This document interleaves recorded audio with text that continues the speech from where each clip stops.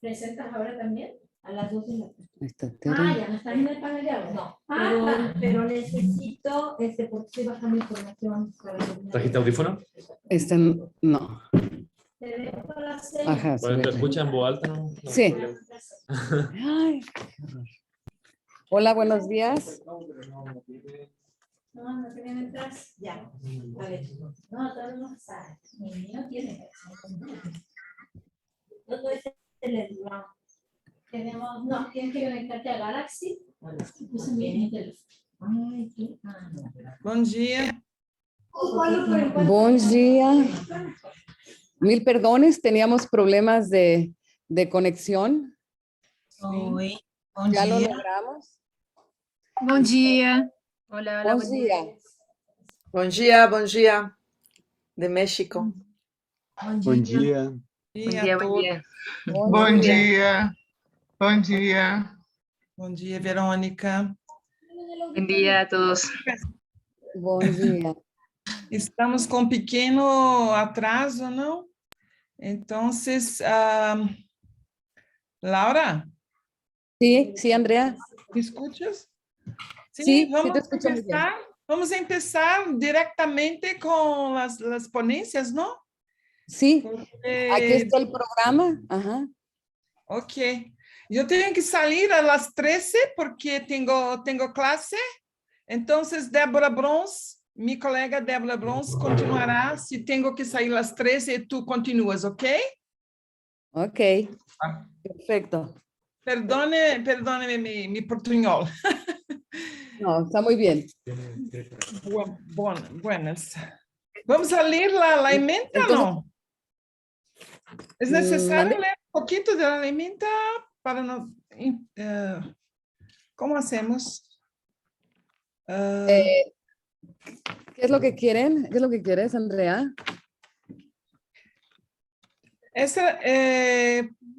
Bueno, vamos a leer la emenda, está en español, tú puedes leer el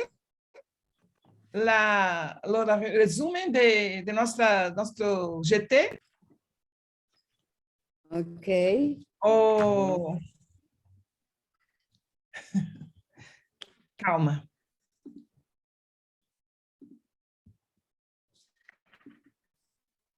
No lo tengo a la mano el resumen del nuestro.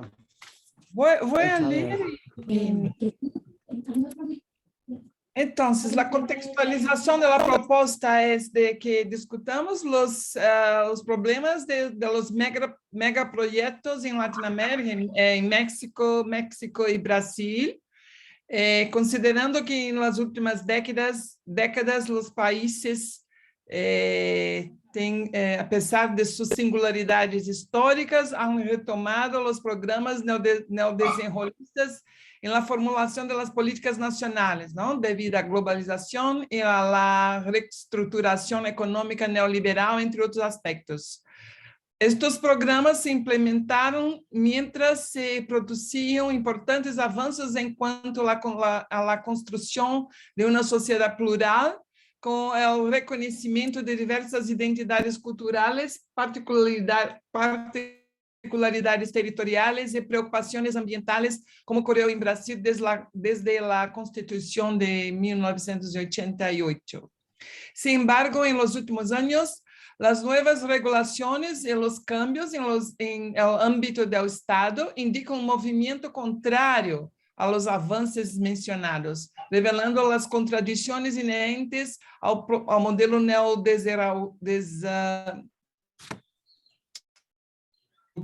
neodesarrollista vigente. El mercado globalizado y los intereses económicos sobre los recursos naturales han aumentado a la presión sobre los bosques, las aguas, la tierra, el subsuelo. Las estrategias de los estados nacionales oscilan entre los procesos y acuerdos de integración en defensa de los intereses nacionales. La liberalización económica ha exigido una desregulación y un desmantelamiento cada vez mayores de las políticas de medio ambiente. como há vista em Brasil, as licenças, novas leis, né? Leis de licenças ambientais, o novo Código de Mineração, a Lei de Regularização de Terras, todas elas em trâmite no Congresso Nacional, né? Em Brasil, por exemplo. Então, aí continuemos.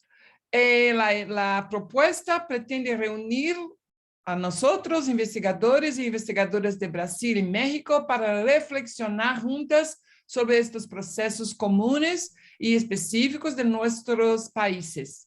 Nos interessa conhecer e debater acerca das investigações, interpretações e relações de los antropólogos que os antropólogos estabelecem com as populações afetadas por los megaproyectos, como são, por exemplo, a realização de peritajes antropológicos que alguns antropólogos han oferecido em los processos judiciais que pueblos e comunidades interpõem entre outras formas de colaboração. Perdóname. Então, temos duas sessões, né? Duas sessões. Vou falar em português bem espacito, tá bom? Ok, tá bom. Duas. Compreende-me? Compreende? Sim. Temos duas propostas de sessões, hoje e amanhã. A primeira proposta está aí, um momentito, organizada a partir de um conjunto, né, de ponências. Não tenho aqui agora em minha tela, Laura. Tu tens a projeção? A primeira que tu tens aí? Sim.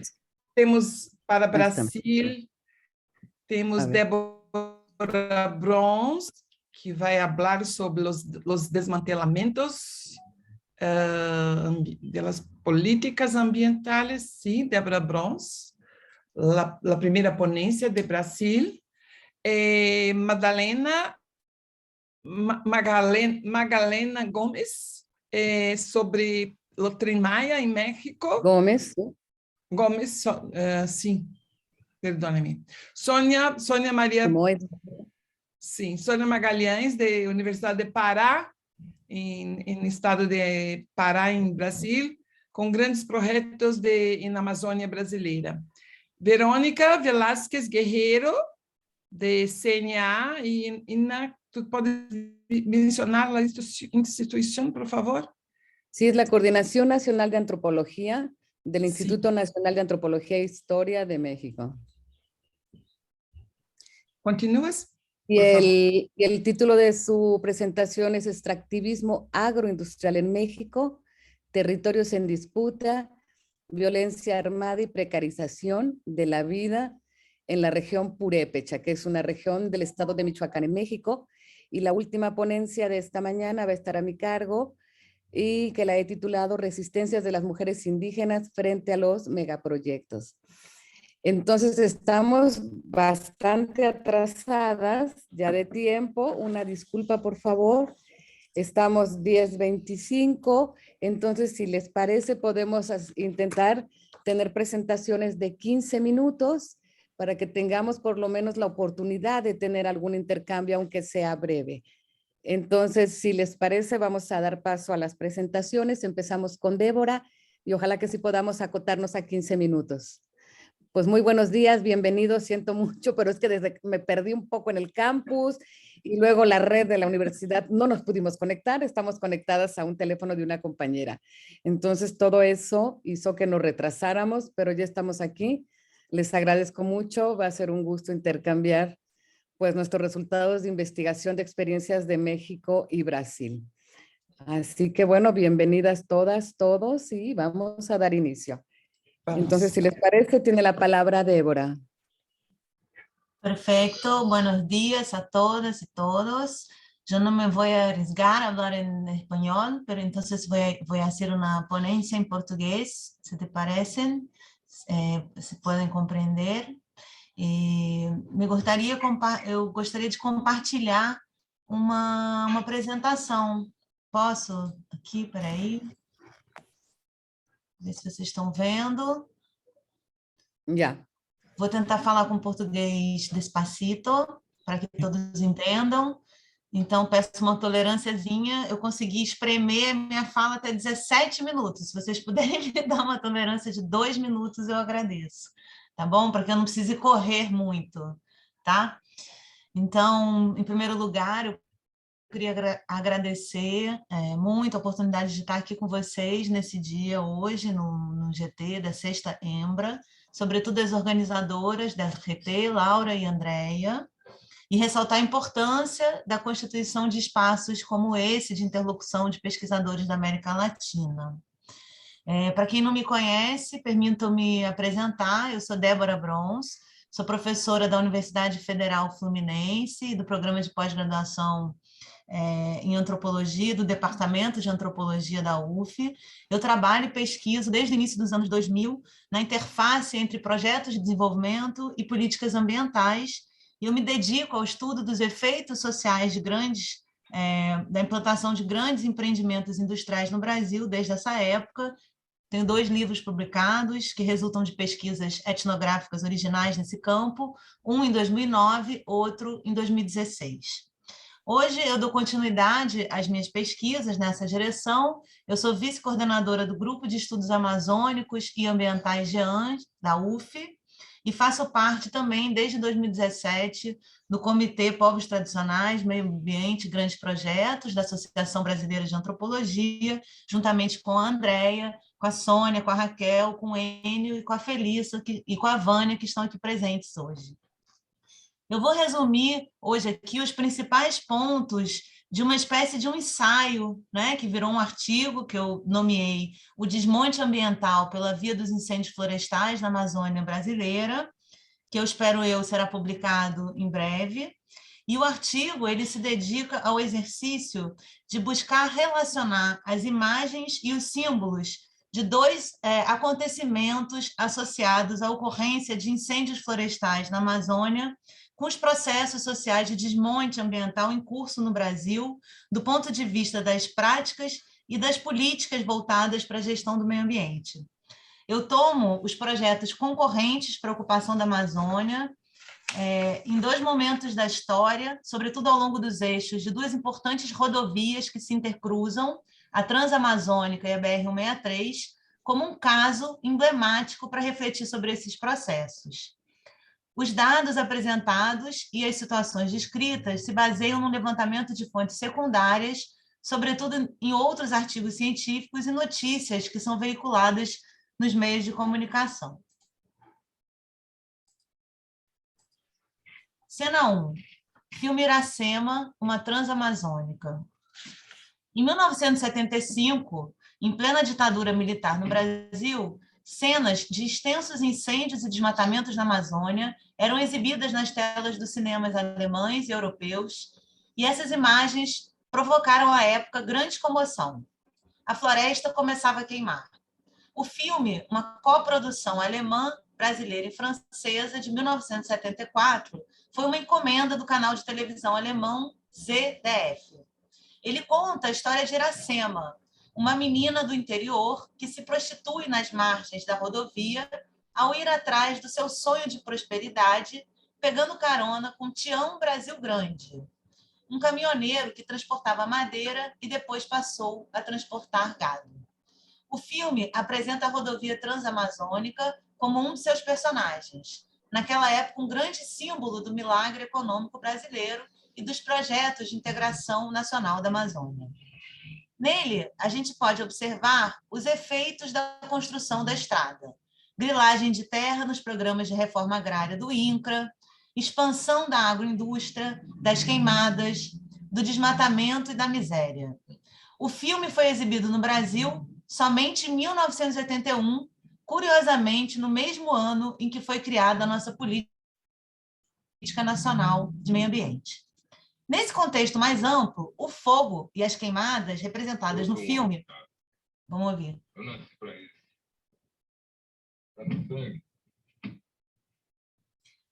O fogo e as queimadas representados no filme como signos que aludiam à visão do avanço do progresso para o interior da Amazônia, ao serem reproduzidos em imagens como momentos de verdade documental nos cinemas europeus e, posteriormente, no Brasil, se tornaram também imagens apropriadas pelo movimento ambientalista no mundo, né? O filme deu visibilidade internacional ao caso. A região amazônica, como sabemos, ela foi historicamente tratada como um símbolo que alude a diferentes significados para o progresso e o desenvolvimento do Brasil, para a produção de commodities no mercado internacional e para a ação ambiental a nível global. Outro caso que contribuiu para esse debate, eu não vou poder me deter nele, mas eu vou falar rapidamente, sobre a Amazônia no nível internacional, foi relatado pelo historiador Acker em 2014, num artigo intitulado O Maior Incêndio do Planeta, onde ele fala dos incêndios florestais associados ao estabelecimento da criação da fazenda de gado cristalino pela Volkswagen com apoio do regime militar em 1973, né?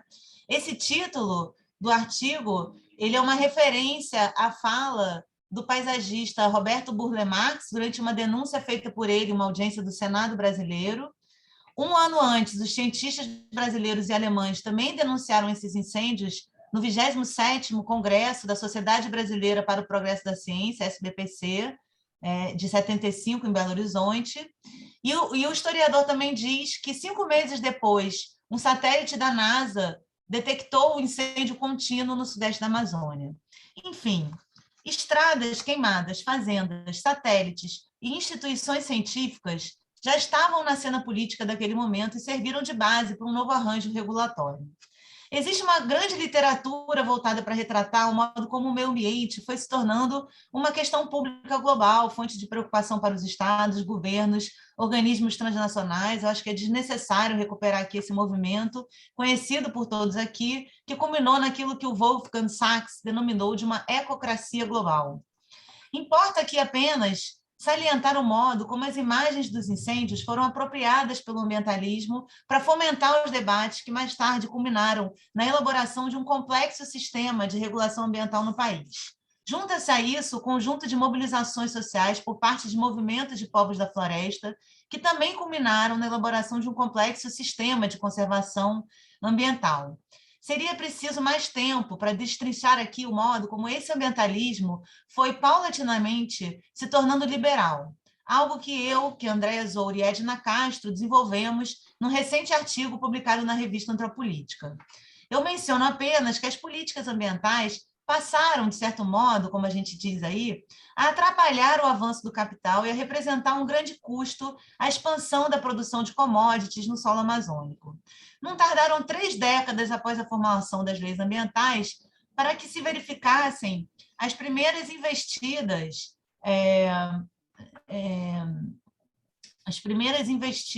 na flexibilização, né, das leis ambientais, que é um termo usado pelos que propõem isso, né?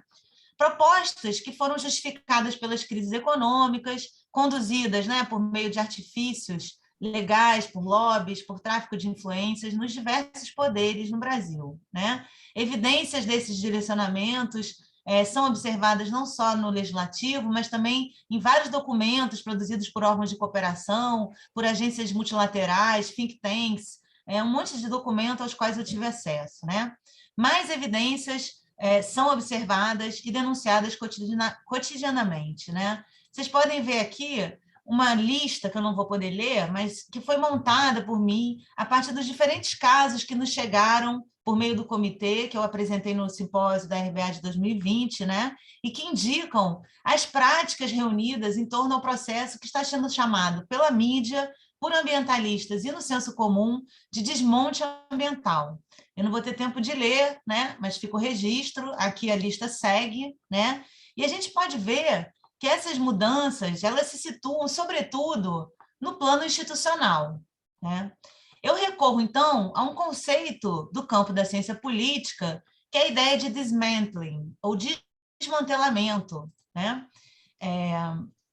Que surgiu em meados da década de 90, mas que passou a ser mais difundido a partir da primeira década do ano 2000, momento em que as ações de austeridade passaram a vigorar na Europa Ocidental, representando um efeito sobre a descontinuidade de inúmeras políticas, né?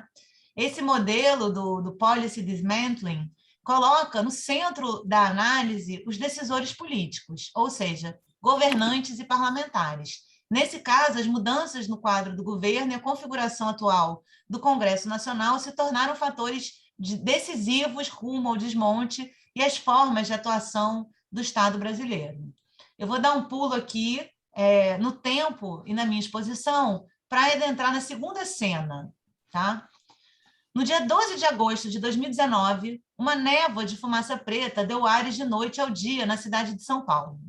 A fumaça se formara 2 dias antes, quando a floresta amazônica ardia em chamas, numa ação orquestrada de produtores rurais do sudoeste do Pará para botar fogo na mata ao longo das margens da rodovia 163. Esse dia ficou conhecido como Dia do Fogo. Em 4 de julho de 2019, cerca de um mês antes do Dia do Fogo, o Instituto Nacional de Pesquisas Espaciais divulgava os alertas em relação ao aumento exponencial dos desmatamentos na Amazônia. Segundo os especialistas, o desmatamento antecede as queimadas, quando as madeiras de lei são cortadas, levadas para comercialização e outras fontes de matéria orgânica são preparadas para combustão. Afinal, uma floresta úmida como a Amazônia não pega fogo facilmente. Os dados foram questionados pelos integrantes do governo federal, gerando uma crise entre os dirigentes do INPE, que culminou na demissão do então diretor, Ricardo Galvão, em 2 de agosto de 2019, apenas uma semana antes do Dia do Fogo. São inúmeras as matérias e as evidências disponíveis a respeito das articulações em torno dessa ação orquestrada para incendiar a floresta. Não há investigação que prove o contrário, considerando que não haveria forma de coincidirem tantos pontos de queimada ao mesmo tempo por uma extensão quase contígua, né? Aqui vocês podem ver a imagem, não fosse essa uma organização, uma ação organizada, né? Então, a gente se pergunta, o fogo abria espaço para quê, né? A antropóloga Tereza Menezes, ela apresenta um estudo detalhado sobre esses acontecimentos e associa os incêndios florestais ao avanço da ocupação das terras nas margens da rodovia 163 e analisa o efeito dessa nova dinâmica sobre as terras destinadas e não destinadas. Ela identifica um padrão de ocupação das terras que foram incendiadas, hoje majoritariamente destinadas ao avanço da agropecuária e da produção da soja, né? Nessa região do entroncamento da BR-163 com a Transamazônica, o fogo avançou justamente sobre as áreas de unidades de conservação que foram estabelecidas aí entre 2004 e 2006, unidades criadas justamente como uma estratégia para barrar o avanço da ocupação e que teria sido muito bem sucedida até então, né? O Dia do Fogo foi claramente uma forma de contrariar esse modelo. Os posicionamentos dos representantes do Poder Executivo, negando a intencionalidade dos eventos, atribuindo-os às causas naturais e acusando as ONGs de terem ocasionado o fogo como forma de buscar recursos para sua atuação, causaram constrangimentos diplomáticos e perdas milionárias em recursos para a conservação da floresta amazônica. Esses discursos versados na tentativa de explicação ou resolução dos conflitos dramatizados em torno desse caso foram, então, reposicionando a Amazônia como um cenário central das disputas geopolíticas internacionais. Menezes, né, atribuiu a eles um caráter alusivo à imagem dos incêndios ao denominá-los de discursos inflamáveis, uma metáfora frutífera para refletir sobre os significados em jogo. Em seu artigo, ela enumera uma sucessão de falas do presidente Jair Messias Bolsonaro que teriam, segundo a autora, promovido um contexto de incitação à expansão da ocupação ilegal e à intensificação das queimadas. Acho que eu não tenho tempo para falar sobre um outro projeto chamado Barão do Rio Branco, que foi estudado por Luana Salvadori, uma aluna minha, dos militares, né, que visa a construção de vários empreendimentos para integrar a calha norte da Amazônia para escoar a produção de soja, mas eu acho que vale mostrar para vocês essas imagens dos slides que foram divulgados pelo site Intercept, de uma reunião do projeto realizada em 2019, onde os responsáveis esmiuçaram a preocupação do governo com os perigos, abre aspas, da campanha globalista, que, de acordo com o material, relativizavam a soberania nacional da Bacia Amazônica, usando como instrumento as ONGs, os povos indígenas, quilombolas e os ambientalistas. Segundo o projeto, a situação econômica do Brasil e os paradigmas do indigenismo, quilombolismo e do ambientalismo eram entraves do passado.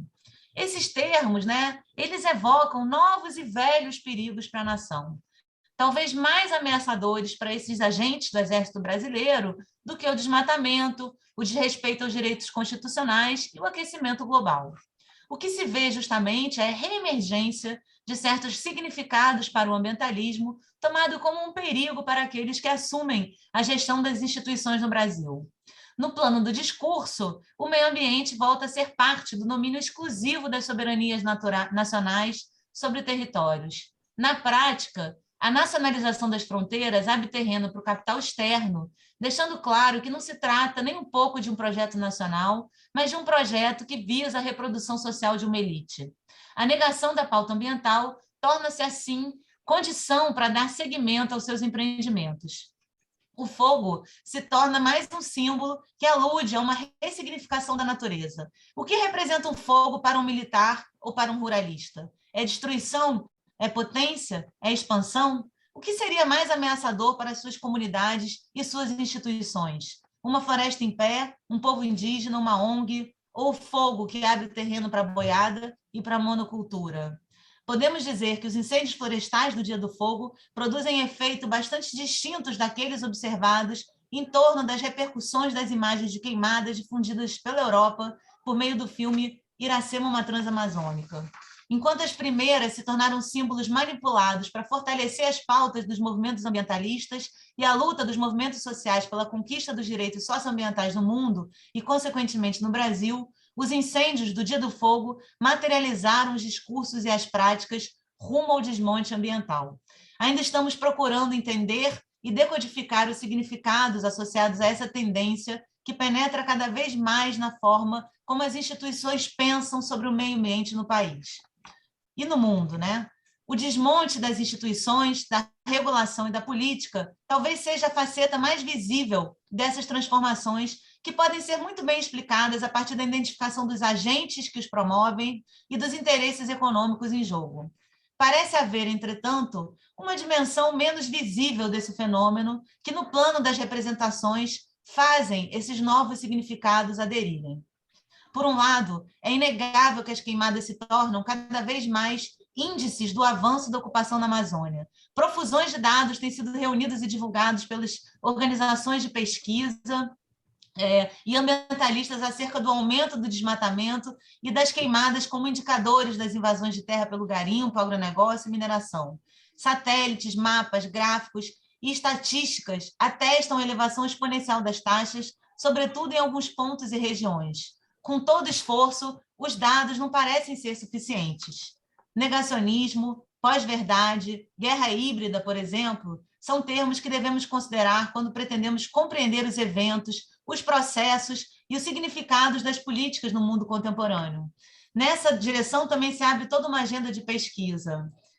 O artigo, ao final, ele ensaia mais algumas coisas sobre isso, ao fazer referência à visita de Elon Musk ao Brasil em sua oferta de satélites capazes de mapear o solo amazônico numa escala de detalhe muito maior e comparar essa oferta eu comparo, né, nesse artigo, essa oferta a um conto do Borges, né, chamado Sobre o Rigor na Ciência, né, onde ele fala que os avanços da cartografia, já estou concluindo, permitiram, né, a construção de um mapa tão detalhado que se transformava no próprio real, no tamanho do mundo, sendo, portanto, um mapa incapaz de representar. Ao tornar-se a própria coisa que representa, né, já não havia mais representação, mas apenas ruínas, né? A gente sabe que a questão do combate aos incêndios florestais não se trata apenas de um problema de falta de dados, né? Concluindo, então, eu acho que a gente tem muito trabalho a fazer para compreender o modo como o desmonte ambiental se faz por meio de transformações nas instituições, nas mudanças dos agentes que passam a ocupá-las, nas alianças que se estabelecem, na desarticulação dos processos de gestão e na mudança do regramento. Ainda temos também um longo percurso a percorrer para procurar compreender essa dimensão talvez menos evidente do desmonte ambiental e seus significados implícitos, numa referência aqui a Mary Douglas.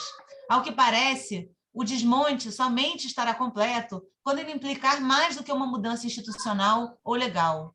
Ele estará completo quando ele afetar a crença das pessoas, quando ele servir de bias para a forma como as pessoas classificam a natureza, quando e se o pensamento antiambientalista, de fato, mudar a forma como as instituições pensam sobre o meio ambiente no país. É isso. Muito obrigada. Peço desculpa se ultrapassei um pouquinho o tempo. No, estuvo muy bien. Muchas gracias, Débora, en verdad. Ocupaste muy bien los minutos. Excelente. Muchísimas gracias. Muy interesante y complejo el escenario del Amazonas.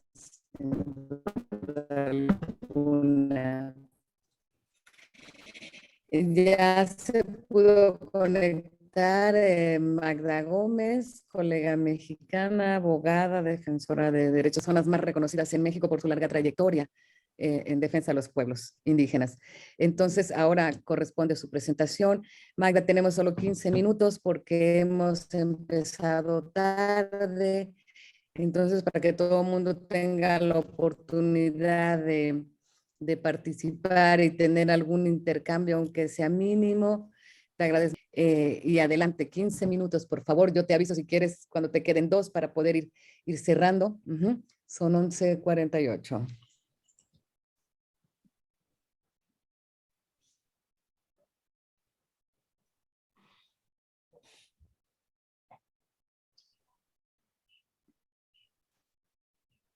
Bueno, buenos días, casi tardes a todos, a todas.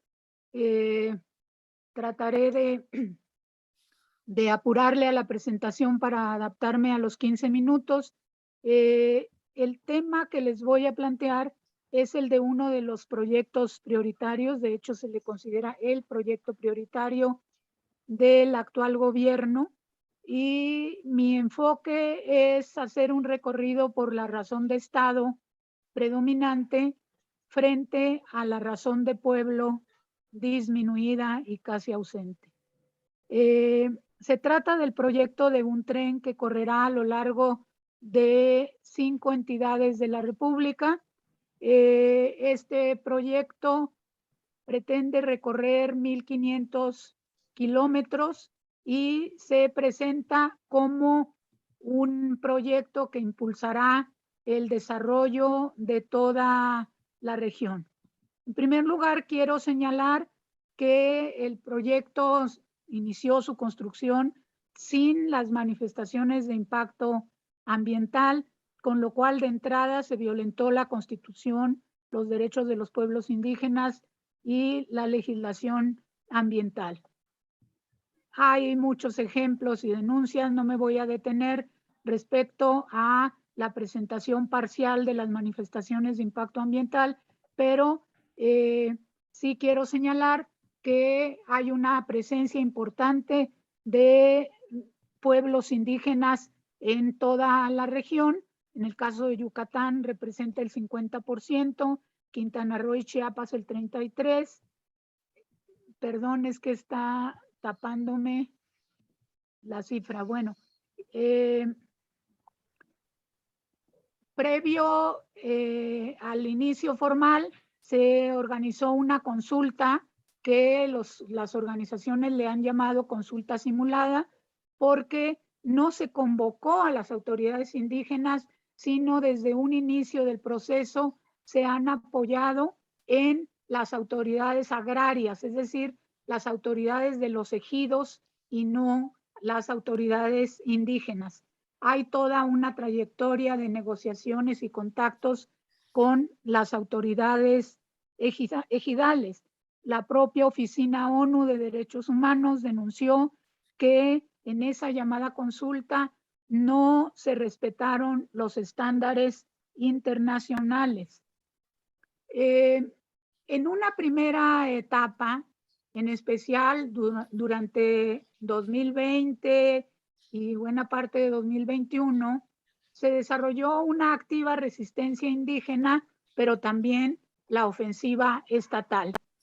Se movilizaron algunas organizaciones, incluso recurrieron a la presentación de amparos mientras que de parte oficial se recorrió el terreno de las 5 entidades con contingentes de las dependencias del gobierno federal, ofreciendo becas de distinto tipo para becas o apoyos, no sé cómo le dicen allá, de distinto tipo, y con ello desactivar las organizaciones mayas.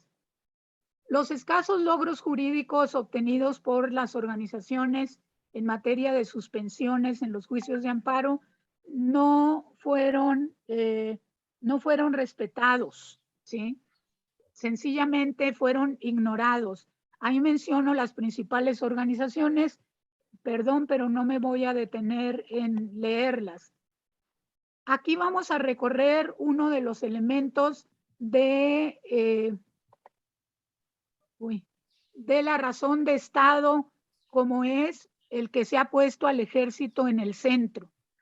El presidente de la República decidió que para proteger la obra y que no haya la tentación de privatizarla, dice, se dejará la operación de los tramos 1, 6 y 7 del Tren Maya, así como los aeropuertos de Tulum, Chetumal y Palenque, a las Fuerzas Armadas a través de una empresa que tenga como propósito financiar las pensiones de marinos y soldados, y a la vez con ello se garantizará la seguridad en la región. Ya está el ejército en el terreno y su sola presencia es de entrada intimidatoria.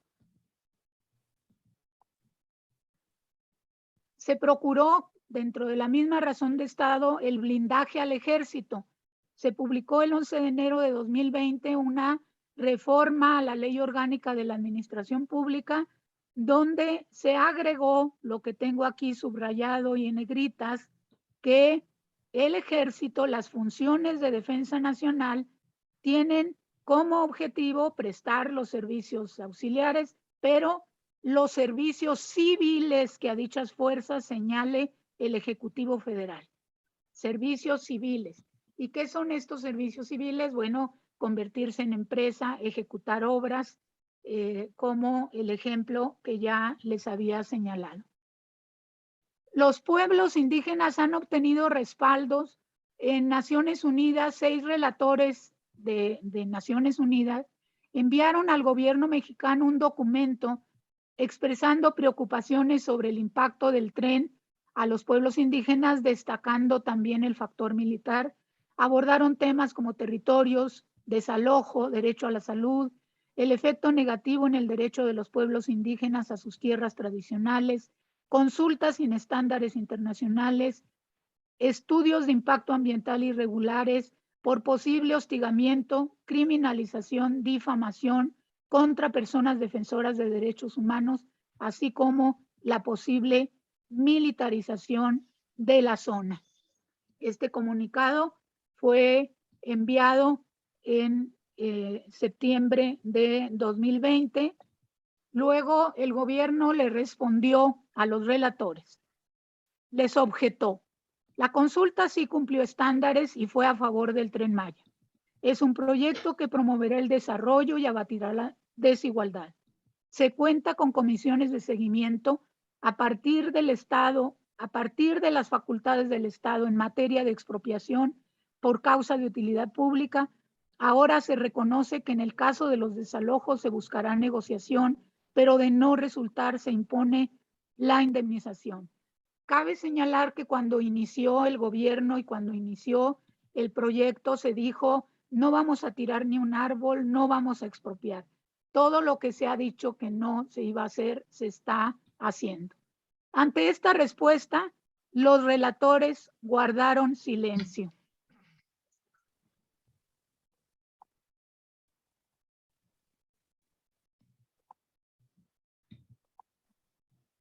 Aquí voy a señalar algo que es una presencia del último año. De hecho, aparecen nuevos actores en uno de los tramos del tren, el tramo 5, sin los pueblos indígenas. Hagan de cuenta que los pueblos indígenas quedaron en la sombra, ¿sí?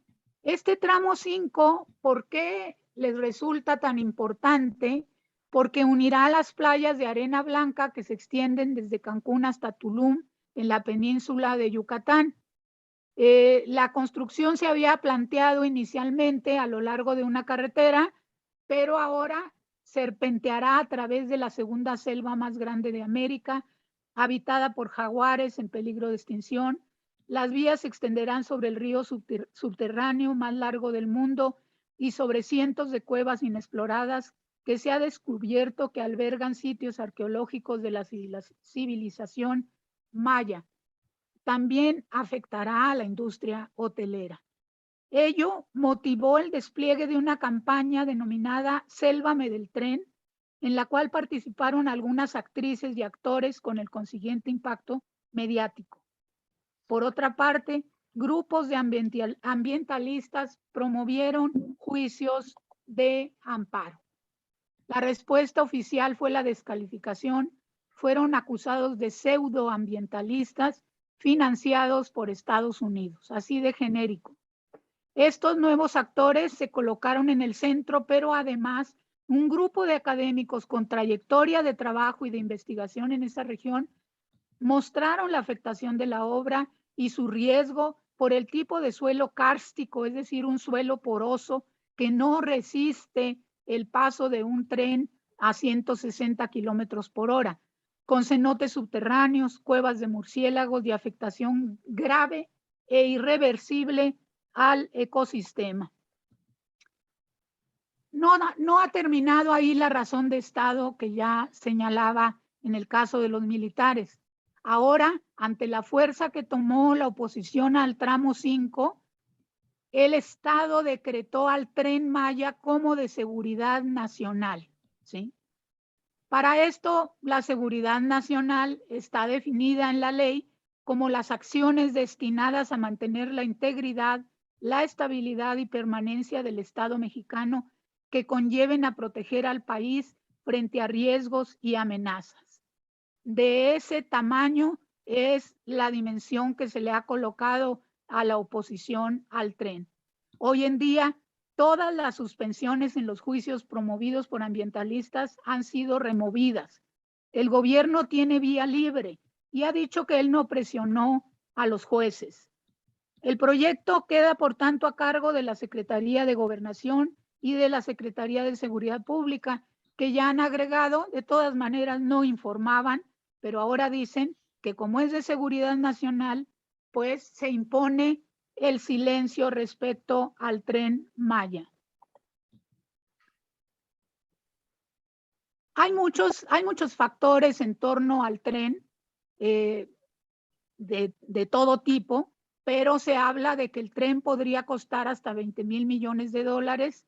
Lo anunció recientemente el presidente, casi 3 veces más que la estimación inicial. Por otra parte, en la narrativa oficial en defensa del tren, se destaca que la obra está generando miles de empleos y los habitantes de la región prefieren esos ingresos a los escasos que en la región se han obtenido al servicio de los hoteles en esa zona turística. No puedo señalar una conclusión, solo señalar una perspectiva preocupante. Es evidente que se trata de algo más que un tren y los riesgos y resultados a corto y largo plazo, algunos son evidentes. Por lo pronto, habría que preocuparnos de que el sujeto histórico, el pueblo maya, en los hechos está siendo desplazado. El vínculo de los pueblos con la naturaleza no aparece claro. El pueblo maya dominante no cuenta con territorios continuos, no está articulado, menos aún las autoridades ejidales que se rigen en algunos casos por la lógica del mercado de tierras. Su desventaja ante el activismo de cooptación oficial es evidente, sin olvidar el interés del capital financiero, aunado al lamentable desinterés de amplios sectores sociales. Muchas gracias. Muchísimas gracias, Magda. Muy interesante tu presentación. Nos colocas en la mesa de debate. Creo que un tema que nos preocupa en América Latina, que tiene que ver justamente con el papel del Estado en esta nueva fase. ¿Cómo impulsan estos emprendimientos? El caso de México es por demás paradigmático y profundamente preocupante porque se han modificado muchas leyes que permitan estos grandes emprendimientos y el giro a colocar al ejército como un actor importante, no solo para, digamos, cuidar la región, sino para construir, administrar. Ese es un debate nacional que se está dando ahora y que tiene que ver con el cómo cada día aumenta la presencia y le dan competencias al ejército fuera de las tradicionales. Entonces estamos atravesando una etapa de enormes conflictos en México, de enormes debates, y con una Cámara de Diputados que inmediatamente aprueba propuestas como estas que ha hecho nuestro presidente. Muchas gracias, Magda, has puesto el dedo en la llaga de lo que, digamos, está ocurriendo en nuestro país. Muchísimas gracias y gracias por ceñirte al tiempo, así como un relojito. Muchas gracias, Magda. Entonces, Posso apenas pontuar uma coisa, por favor, Laura? Percebemos não apenas os câmbios na legislação, novas legislação, o desmantelamento da legislação, mas também uso, uma interpretação, né? Das leis vigentes com outros propósitos. Aqui temos uma interpretação de consulta, da consulta como uma consulta simulada, no caso de Madalena, muito claro, e também uma apropriação, uma interpretação sobre segurança nacional, a Lei de Segurança Nacional. Aqui também ocorre no Brasil essas captura da legislação vigente com outros propósitos que não aquela da própria lei. Isso para o debate depois. Obrigada. Y muy interesante porque estamos ante dos gobiernos muy diferentes. El brasileño, que muy cercano pareciera una dictadura, pero digamos electa, ¿no? En el caso de México, un gobierno progresista y tienen acciones que son muy parecidas. Este apoyo al ejército, esta militarización de la vida cotidiana, la vida económica, es realmente preocupante en ambos países. Muchísimas gracias, Andrea. Sin duda alguna, compartimos estas realidades. Si les parece, pasemos a la siguiente exposición, es la de Sonia Simoes. Entonces, 15 minutos también, por favor, son las 12:05.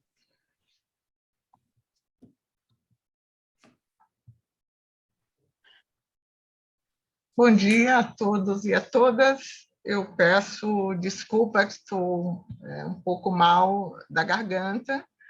Peço desculpas também para falar em português. E vou falar despacio igualmente. Bom, vou compartilhar com vocês uma pequena exposição.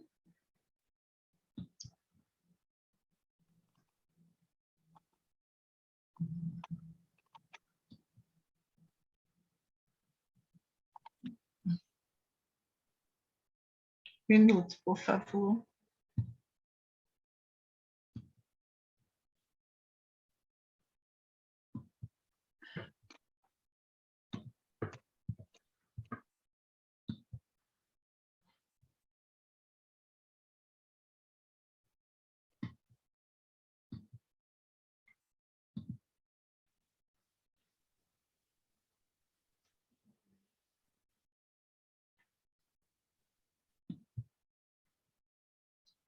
Consegui compartilhar?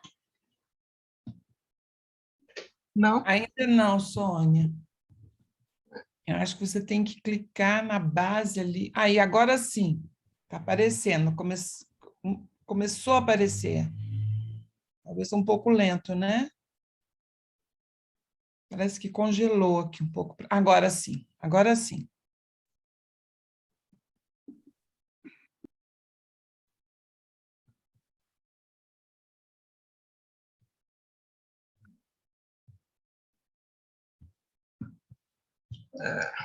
Está muito lento aqui, deixa eu ver se eu consigo.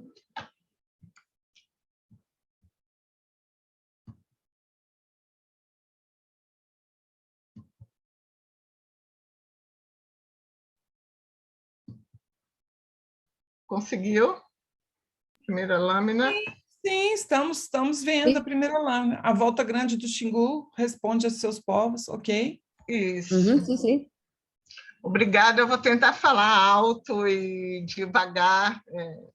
Seguinte, esse trabalho que eu vou apresentar é um trabalho resultado de um longo período de pesquisa que eu tenho feito na região de Altamira, onde foi construída a hidrelétrica de Belo Monte, e eu vou me deter num trecho, que é o trecho chamado Volta Grande do Xingu, e o título já diz mais ou menos o que eu pretendo abordar, né? Então, a Volta Grande do Xingu responde a seus povos, interrogando o Estado, a sociedade brasileira e sua academia, né? Então, o que eu quero com isso?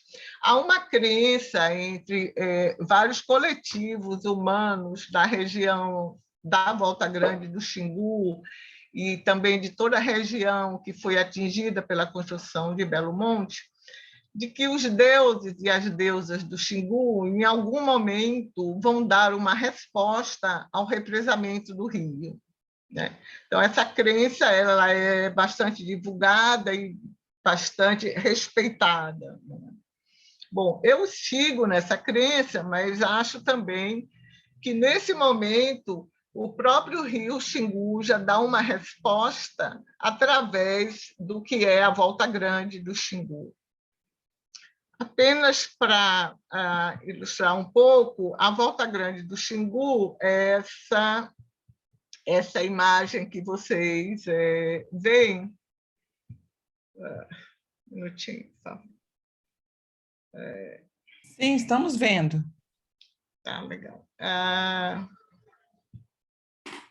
Se trata de uma curva acentuada de aproximadamente 360 graus, ocasionada por um escudo rochoso de 200 quilômetros de comprimento, com desnível de aproximadamente 100 metros de altura, né? De acordo com Oswaldo Sevach, que é um engenheiro que fez estudo nessa região, ele diz, abre aspas, a Volta Grande do Rio Xingu é algo tão peculiar que talvez seja único na Amazônia nessas dimensões. O formato do rio indica isto. O Xingu vem lá de Mato Grosso, descendo sempre do Planalto Central e seus patamares, no rumo geral para o norte, para desembocar no Rio Amazonas. Ao chegar em Altamira, seu rumo está um pouco inclinado para a direita, no sentido nordeste, e aí o rio dobra quase 90 graus, como se tivesse sido obrigado pela geomorfologia do planeta e pelo seu relevo neste trecho, como se o rio tivesse que se desviar do escudo cristalino do Planalto Central brasileiro até encontrar passagens para atravessar esta beirada rochosa, esse degrau mais baixo deste extenso Planalto brasileiro, onde ele chega o mais perto possível da margem direita do rio Amazonas. Essa é uma imagem do Pedro Martinelli, que mostra uma parte da Volta Grande do Xingu. Então, lembrando, conforme dito pelo Sevach, que são aproximadamente 200 quilômetros de extensão. Aqui está a sua localização. Eu queria chamar a atenção que se tratam de 4 municípios no estado do Pará, na Amazônia brasileira, né? E esse trecho, devido a essa forma encachoeirada que ele tem, essa geomorfologia, ele foi um trecho, até o final do século XVIII, um trecho que impedia a navegação e foi secularmente ocupado pelos indígenas, né? Indígenas de várias etnias. A partir do século XIX, Altamira eu não sei se vocês veem o cursor, mas Altamira está aqui no início da Volta Grande. Vocês conseguem ver o cursor? Sim. Sim? Então, Altamira está aqui no início da Volta Grande, e aqui em Altamira foi feito um grande aldeamento que transferia e abrigava, deslocava compulsoriamente os indígenas de toda essa região, tanto daqui de quem vinha do Alto Médio Xingu, como também aqui do Baixo Xingu, para se concentrar aqui na região de Altamira, onde foi feito um grande aldeamento. Bom, durante todo o século XIX, com a extração de castanha, a extração de seringais e depois de castanhais, e também uma exploração de minério, isso resultou na extinção de 4 etnias, né? E numa certa diáspora nessa região, né? Que é uma província multiétnica, mas dessa diáspora, algo muito interessante, que foi a permanência de alguns aldeamentos Juruna, né? Os Juruna sobem em direção ao Alto Xingu, mas uma parte do Juruna permanece aqui na Volta Grande, exatamente no meio da Volta Grande, que era o lugar mais perigoso e onde era, por certo, mais fácil para eles se manterem mais distantes da exploração europeia.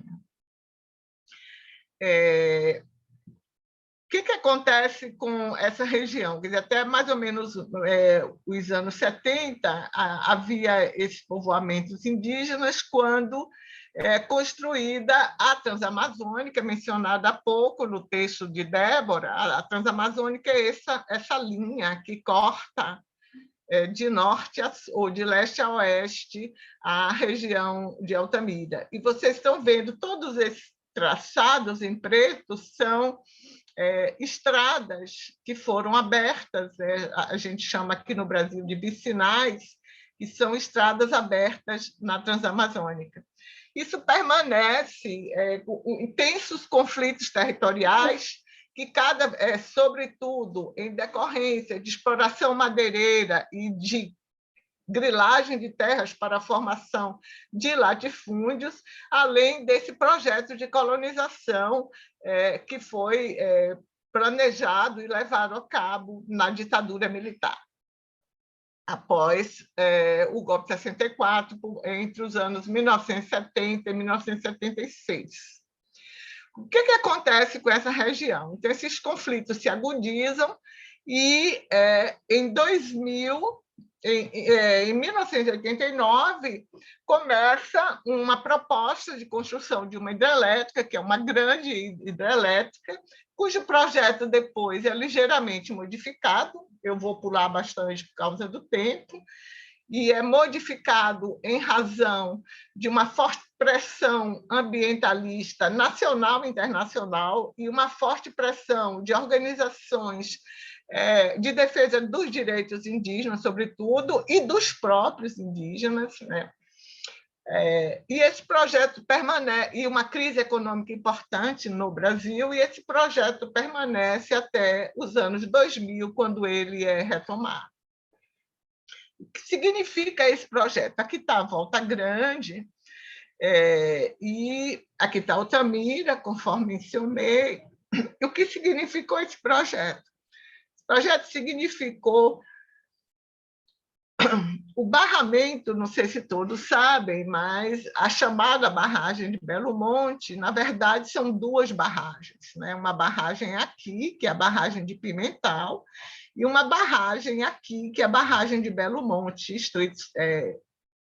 que dá nome ao projeto, né? O que é que foi feito? Foi feito um barramento aqui, se transferiu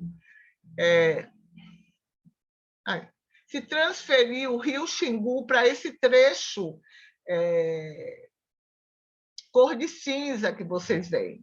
E toda essa parte da Volta Grande do Xingu, ela é chamada, entre aspas, o trecho de vazão reduzido, ou seja, o trecho onde não há mais rio.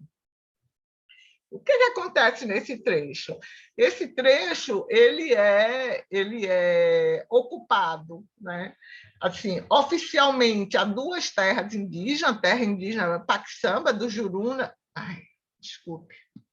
terra indígena Paxamba do Juruna, que eu mencionei, a terra indígena dos Araras, da Volta Grande, mas aqui um pouco tem a terra do Xicrim, do Bacajá, e, além disso, tem uma série de habitações indígenas, sobretudo Chipaia, Curuaia, que se estendiam por toda a Volta Grande até a construção de Belo Monte, né? Se estendia por aqui, por toda a Volta Grande, né? Aqui tem uma ilha importante, uma ilha chamada Ilha da Fazenda, que também era habitada por indígenas, e mais ou menos aqui, vizinho essa mancha vermelha, sobre a qual eu vou falar depois, um projeto de assentamento de reforma agrária chamado Ressaca, que foi criado nos anos 2000, um pouco antes da retomada do projeto de Belo Monte, naquele contexto de conflito territorial que eu lhes falava. O que eu quero chamar a atenção para isso e que eu acho que pode ser entendido como uma resposta da Volta Grande? É que há, na sociedade brasileira, mas não apenas nela, né, uma crença equivocada nos estudos de efeitos ambientais, de impactos ambientais. Então, por que eu estou dizendo isso? Porque eu acho que a Volta Grande talvez seja o caso mais paradigmático da inadequação, né? Da inadequação tanto do ponto de vista biológico como socioantropológico, mas, sobretudo, do ponto de vista epistemológico dos estudos de impacto ambiental. Isso significa que esses projetos de desenvolvimento, né, como no caso das hidrelétricas, esses projetos de desenvolvimento, eles, na verdade, esses artefatos burocráticos, chamados de técnicos, que são criados em torno desses projetos, são, na verdade, peças de ficção que transmutam a realidade. Por que eu estou dizendo isso? Estou dizendo porque toda essa vazão, esse trecho da Volta Grande do Xingu, que se estende por esses 200 quilômetros, ele teve a sua razão reduzida em cerca de 80% da água. No entanto, essa área da Volta Grande do Xingu, até muito recentemente, ela foi considerada não atingida pela hidrelétrica de Belo Monte. Por que não atingida pela hidrelétrica de Belo Monte? Porque se trata de uma área ajusante da barragem, conforme vocês podem ver aqui da barragem de Pimental, e toda essa área vai a jusante. O que eu quero chamar a atenção? É que você tem uma construção técnica, né, que tanto desconsidera os efeitos sociais que incidem sobre aqui, mas também os efeitos ambientais, né, que incidem sobre a diversidade, né, a fauna e a flora aqui existente. Bom, então, esse é o primeiro ponto que eu quero levantar, que é essa inadequação dos chamados estudos de impacto ambiental que sustentam, entre aspas, as decisões sobre esses projetos, né, que, em outros momentos, a gente já falou, que são, na verdade, peças de ficção que não ancoram as decisões. As decisões são tomadas em um outro lugar, fora da discussão sobre os efeitos ambientais e sociais. Segundo ponto que eu quero levantar ainda com relação aos impactos de aos estudos de impacto ambiental, diz respeito à temporalidade dos efeitos. Quer dizer, o que a gente observa no caso da Volta Grande do Xingu, cujo barramento já completou mais de 10 anos, 10 anos, o que é que se observa? Observa uma transformação, não apenas do ponto de vista ambiental, mas também uma transformação do uso que é dado ao território. Então, é aí que aparece, né, junto aos projetos de infraestrutura, como no caso dos projetos de energia, portanto, de construção das hidrelétricas, a instalação de um projeto, vocês estão vendo aqui, do projeto em vermelho, que é um projeto de mineração, um projeto chamado Belo San, que, no momento, esse projeto está suspenso por uma ação judicial do Ministério Público Federal, mas a proposta é que esse projeto ele já está em andamento, eu vou mostrar para vocês, a proposta é de uma exploração de ouro a céu aberto, à base de cianeto de sódio, que vai se estender, vocês estão vendo aqui a Volta Grande, ele vai se estender desde aqui abaixo de Pimental, aqui a barragem de Pimental, até aqui, e incide diretamente sobre as terras indígenas mencionadas, sobre os demais indígenas que estão dispersos por essa região, sobre o assentamento de reforma agrária que consta aqui, que, na verdade, é um assentamento de reforma agrária que regularizou a ocupação de povos tradicionais existentes na região e cuja reprodução guarda estreita correlação com a Volta Grande do Xingu, tanto do ponto de vista material, né, através da pesca e etc., como do ponto de vista imaterial, que são todas as construções simbólicas que estão atreladas a essa formação geológica singular. ¿Podrías ir cerrando? Ya vamos 19 minutos, por favor. Sim. Rapidamente, o que é o projeto de Belo San? O projeto de Belo San, ele prevê a implantação em 2 anos, uma operação em 12 anos, com 2 cavas profundas de 220 metros de profundidade, uma barragem de rejeitos de 35,43 metros cúbicos, e com a técnica de beneficiamento de lixiviação com cianeto de sódio. Embora suspenso, esse projeto já está em pleno andamento. Essa foto foi publicada agora em julho de 2022, é o escritório que já está montado lá ao redor, ali naquela área onde eu indiquei que havia o assentamento de reforma agrária.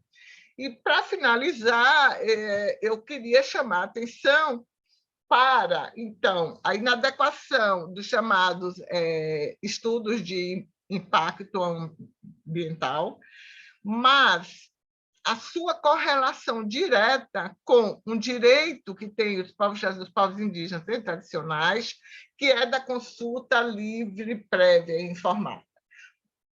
O que tem acontecido, ou o que a gente pode inferir a partir do caso de Belo Monte? É que informações não confiáveis são as informações que vão subsidiar, se houver, a consulta livre, prévia e informada. Então, a gente tem, do ponto de vista dos povos tradicionais, um esforço monumental de construir o que eu chamo de seus objetos técnico-políticos, que são seus protocolos de consulta.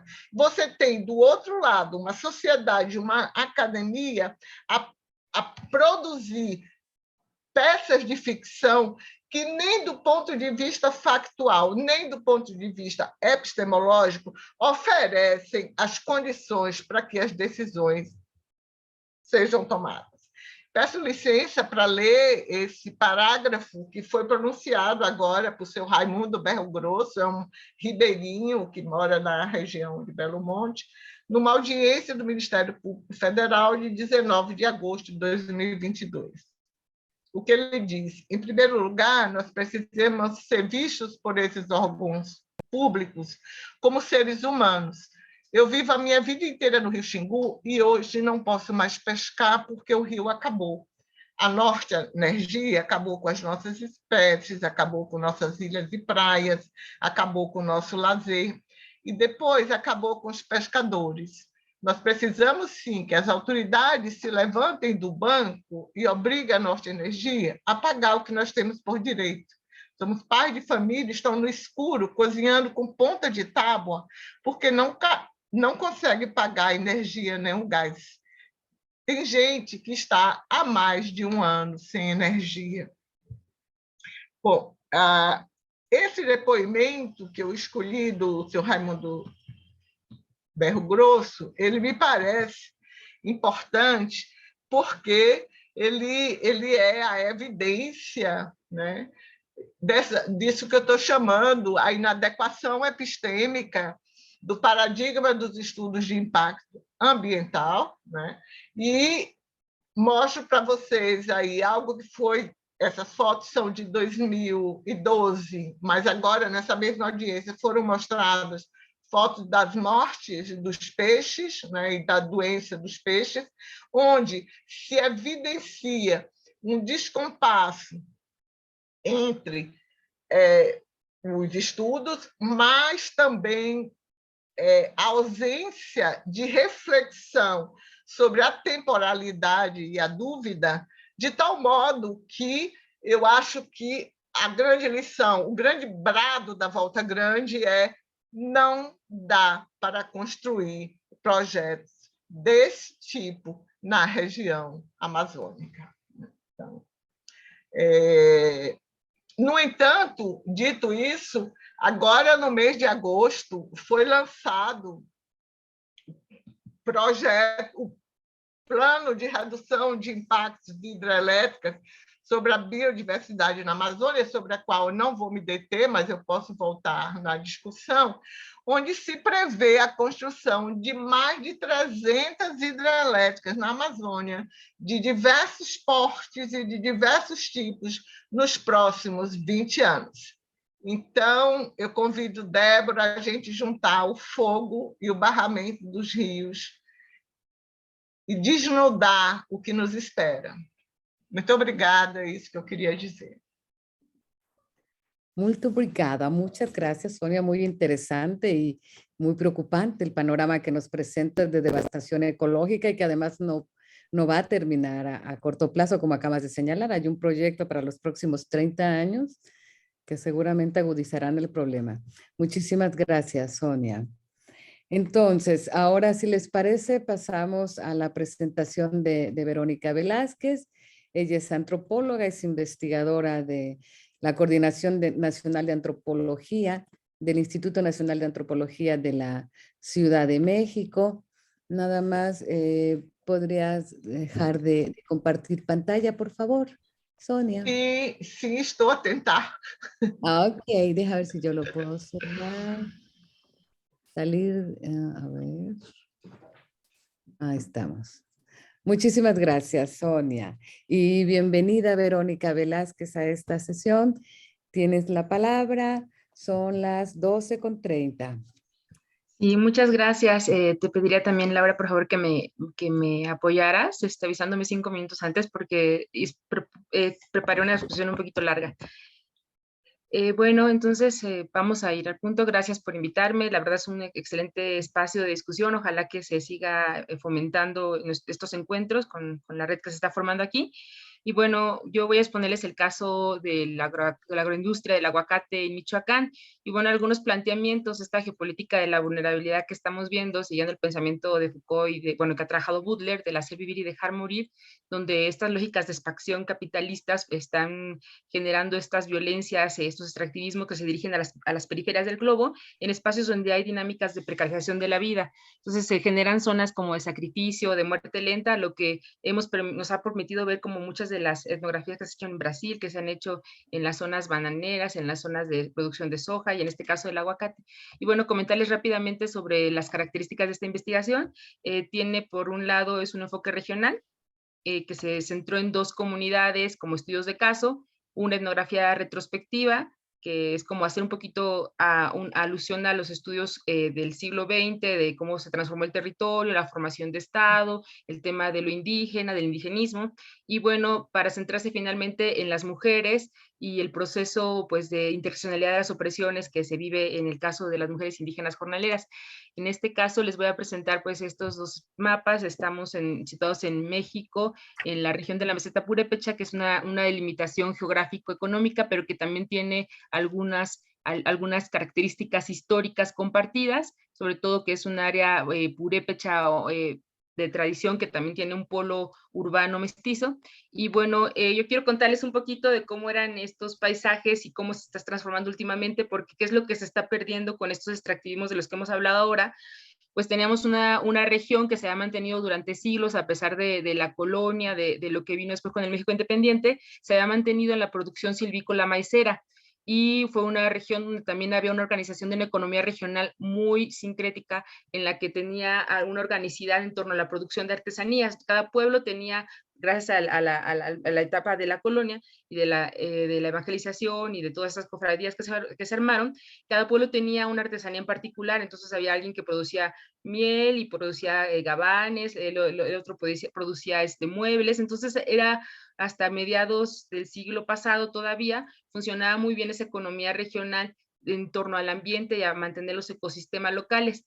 Ahora después, pues obvio, hubo una transformación como en todo el país a raíz de la década de los 70, sobre todo después del impulso que tuvo la Revolución Verde, y finalmente pues con el neoliberalismo, el tema de la migración y de la trabajo de la madera de una manera más intensiva y procesos de deforestación. Pero bueno, lo que se está perdiendo aquí es todo este sistema, lo que llama Carbos, de sistemas bioculturales, ¿no? Que tienen que ver con este patrimonio biocultural que ha sido legado o que ha sido trabajado y reproducido históricamente, y que tiene que ver con un sistema alrededor de la milpa, de cosmovisión, de ritualidad, y que tiene con una territorialidad vinculada al bosque, y todo esto ha cambiado por el proceso que les voy a contar ahora, pero quería empezar un poquito de esto para que veamos qué es lo que se está transformando. Y tenemos por aquí una imagen, por ejemplo, de los bosques que aún quedan y de la variedad y diversidad de maíces que hay en la región. Entonces, un poquito como recapitulando lo que ustedes ya han comentado, de estas tendencias que hay, a partir de estas lógicas del ganar a costa de la calidad de la vida, a mí me gustaría enfatizar en cómo se utiliza la diferencia de género, de clase y del origen étnico para anclarse a unas estructuras de desigualdad que pueden ser históricas, procesos de racialización, y generar, no generar, sino instalar sistemas que permiten la acumulación de ganancias, sobre todo para capitales nacionales y transnacionales, que muy lejos están de generar como riqueza en las regiones. Si bien producen oportunidades de empleo, no hay una mejora de las calidades de vida, no hay una diversificación de los capitales, por ejemplo, sociales, culturales, el tema de la educación. Entonces eso vemos como en estas regiones del globo. Y bueno, en México sí estamos viendo un poco, como lo decía Magdalena, esta contraposición y esta gran duda si hay una continuidad en estos modelos, en qué sentido, y qué entendemos ahora por bienestar de los pueblos versus lo que son las experiencias prácticas que los etnógrafos vamos y recolectamos de las luchas contra el despojo o de las alternativas, ¿no?, que se generan desde las comunidades. Y también aclarar, bueno, que las comunidades responden de manera distinta. Algunas se adaptan, ¿no?, a estos procesos, otras son desplazadas, otras resisten, otras negocian. Entonces también como que hay todo un matiz. Y no hay una sola manera de responder a estos procesos. Y bueno, en ese sentido, de lo que viene trabajando el doctor Garibay, que va a exponer mañana, me interesaba como un poquito contextualizar la región, que esta expansión geopolítica a partir de este modelo de la agroexportación de aguacate ha generado también zonas de control territorial. Es algo que ha trabajado él, donde no se garantiza más el Estado de Derecho y hay unas como barreras muy difusas entre lo lícito e ilícito, lo que permite que haya una crisis de los derechos humanos y no haya justicia, ¿no? Porque hay una terrible impunidad en estas regiones, pero sí está ligado este control territorial de grupos armados con la producción y con la precarización de las vidas. Entonces, aquí pues un poquito de las imágenes de lo que es este producto, que por cierto a mí me gusta siempre como enfatizar sobre esto cuando doy algunas clases sobre cómo vemos un producto aparentemente inofensivo y bueno para la salud, un superproducto, ¿no?, verde, antioxidante, lo mejor, que los consumen en todo el mundo, pero detrás de la producción pues está generando procesos como en otras esferas del globo y con otros productos de depredación ambiental. Entonces, no solo es el aguacate, hemos visto aquí varios casos que no tienen que ver exactamente con la agroindustria, pero que sí están ligados a veces esos procesos, como decían en la primera ponencia, a la plantación, ¿no? Y a la instalación de estas agroindustrias.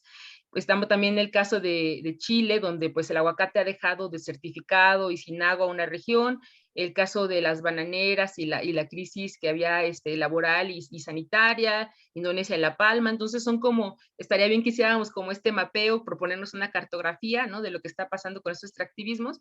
Ya las hay, pero actualizarla y que se mantenga de manera constante a nivel Latinoamérica, por lo menos.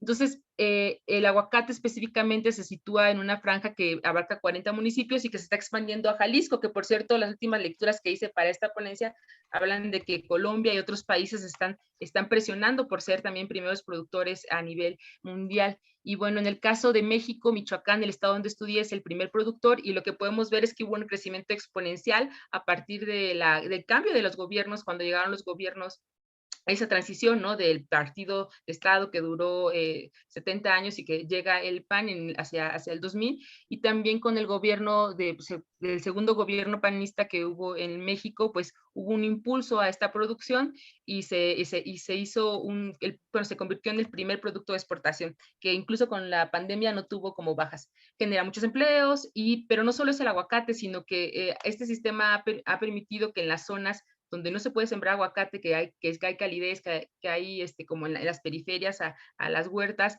o en zonas de transición, se siembren berries, las frutillas, en las cuales se contratan las mujeres. Entonces, bueno, yo estudié esta región, el proceso de aguacatización y el tema de la jornalerización, centrándome en las mujeres. Entonces, en esta región se ha diferenciado el jornal utilizando los órdenes de género y discursos de género sobre la fuerza y la masculinidad que está ligada al corte de aguacate, y el tema de la debilidad y docilidad de las manos que está ligada al corte de las berries, de las frutillas. Aquí están algunas panorámicas de las comunidades donde están los carros bananeros, estas comunidades que, les digo, eran campesinas, las mujeres se dedicaban a la artesanía, y ahora prácticamente en su mayoría, una gran parte del año, se dedican al corte, al trabajo por jornal, por día.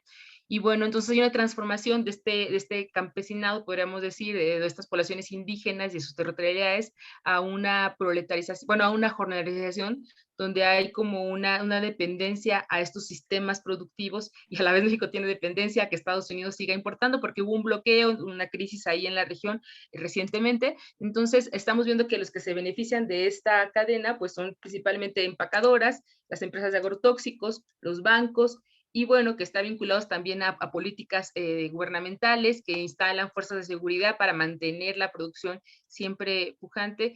Y bueno, en estas zonas se generan también disputas por el control territorial, porque como estas economías están como muy imbrincadas entre lo ilícito y ilícito, entonces hay una proliferación de grupos armados que ahorita, bueno, no me alcanza el tiempo para explicarles. Lo importante aquí es como centrar en otra vez hacer énfasis en esto, que este modelo agroindustrial utiliza la diferencia, les decía yo, incluso de procedencia. O sea, no es lo mismo el empleo que tiene un migrante indígena a un indígena local, a un mestizo local. Entonces está estratificado toda la organización agroindustrial a partir de esas condiciones, de esas características y de esos procesos de estigmatización que se generan.